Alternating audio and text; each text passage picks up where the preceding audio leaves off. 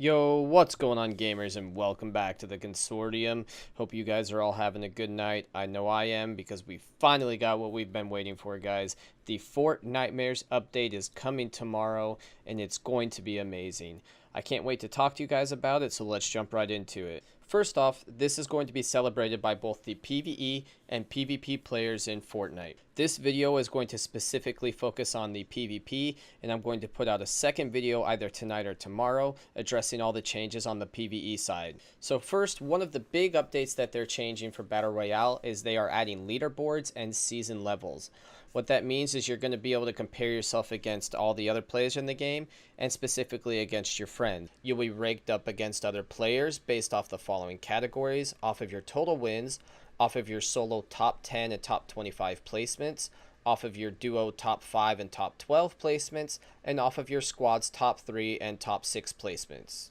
Currently two types of leaderboards. The division leaderboard, which is a group of 50 active players competing against each other to see who takes the top spot. You're automatically assigned to a new division each week. Each map type, solo, duos, and squads, gets its own separate division. And you also have a friends leaderboard where you can compare yourself to your friends by turning on the friends only in the leaderboard screen. They also reset every week on Wednesday, and only players on your platform are included in the rankings. Next up, we have the season levels. This is not to be confused with games like PUBG, where they reset their leaderboards every so often and call them seasons. Seasons in Fortnite will give the player a chance to level up their character and earn unique seasonal rewards and banner flare.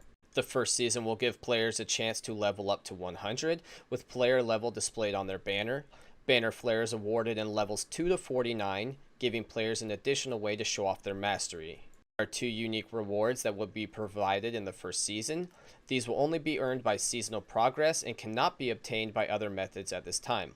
Level 10 will give a unique seasonal banner, and level 25 will give a unique seasonal glider.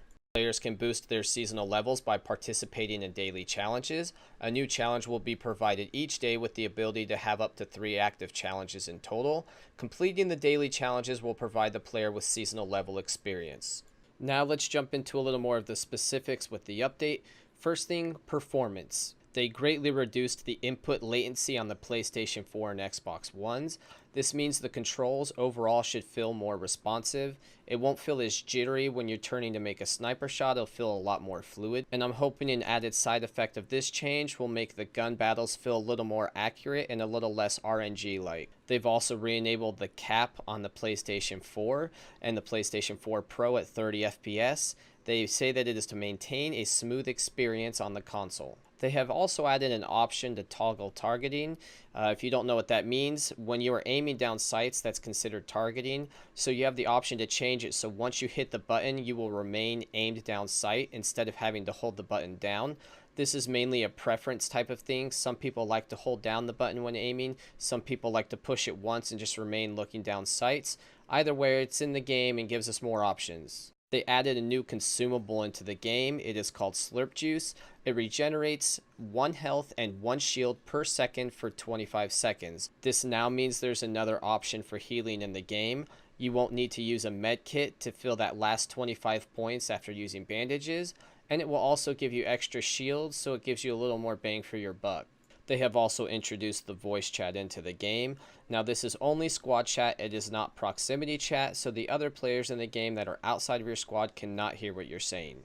They have also updated the loot pickup in the game. You will now auto pick up ammo, building resources, and traps. They also mentioned that they have added some new graphics into the game. If you get caught within the storm, you're going to get a new sight that is different than normal. I'm assuming it is going to be a very spooky sight, but as we have yet to see it, we can only speculate. They have also added new Halloween skins into the new store. They will only be available until November 4th. You can use V-Bucks to purchase the items. V-Bucks can be achieved through purchasing them with real money, or you can earn them if you have the PvE mode by running certain missions and completing certain tasks. The character skins they have added are the Skull Trooper, the Ghoul Trooper, and a weapon skin called the Reaper skin, and it is for the pickaxe. Beyond the new items added for the Halloween update, players can now purchase a unique array of outfits, gliders, and pickaxes in the new item shop. The offers will rotate out on both a weekly and daily basis. all items sold are cosmetic and offer no advantage in the game. If you do purchase cosmetic items, you can equip them from the locker screen.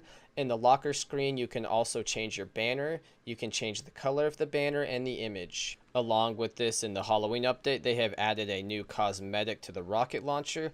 Be on the lookout for that. Now let's talk a little bit more on the gameplay side of things. They have added a new Combat Pro controller configuration. The new Combat Pro controller config is aimed at keeping the user's thumbs on the sticks as much as possible so they can make fast weapon swaps and build quickly.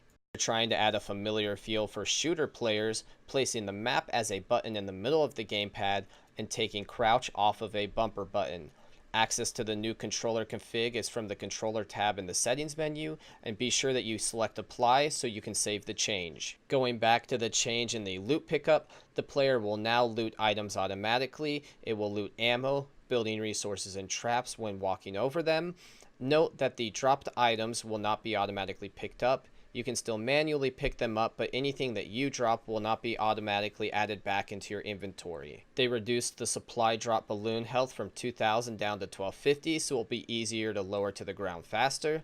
Items which are spawned from treasure chest or ammo boxes are now less likely to be clustered together, which will make looting items a lot easier. They have reduced the chance of the storm safe zones appearing at the edges of the island. They have fixed supply drops not falling from structures in various cases, and they have also fixed a bug which caused stacked items not to automatically add to the quick bar when picked up. Now I'm excited to go into the weapon changes. One of the big changes they've made, and I'm hoping that it means something in the game because this item is currently crappy, is the SMG. They have changed it to the common uncommon damage increase from 11 to 12. They've added rare damage increase from 12 to 13.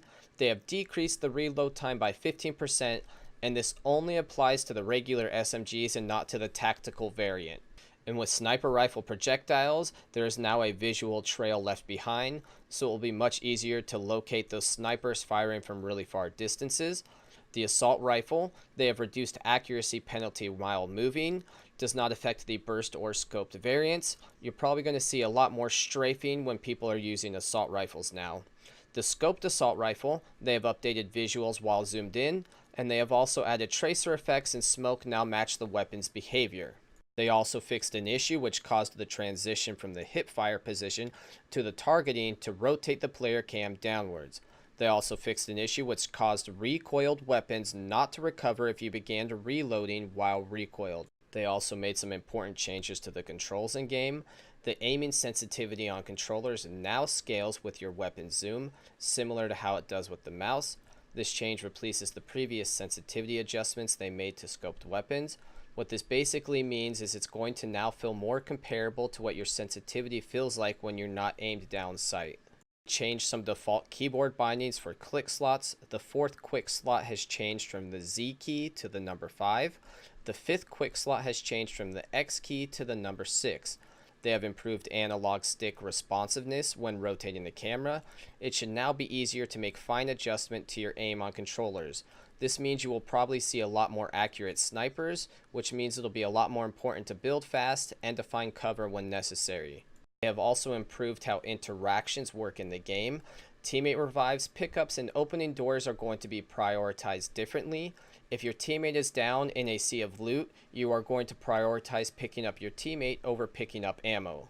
They have also added some more loot spawns again, specifically to the area with the containers south of Tomato Town, and they shifted the containers to better align with the building grid in the game. They fixed issues where grass could be hidden on certain types of terrain. They have various fixes for terrain seams and floating objects, and they have also fixed some objects that were previously indestructible. They also made some important changes to the audio in-game. Voice chat now works while spectating teammates and after the match ends. They decreased the distance players can hear ceiling and wall traps, so definitely be on the lookout for more traps in the game.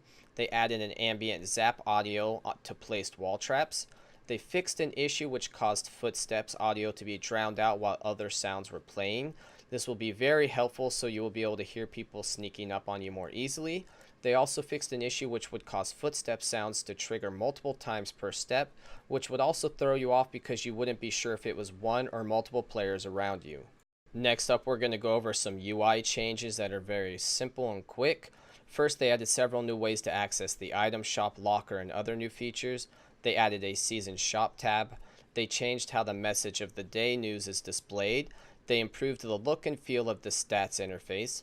They adjusted the rarity color for consumable items. They added a highlight background behind the currently active building resource.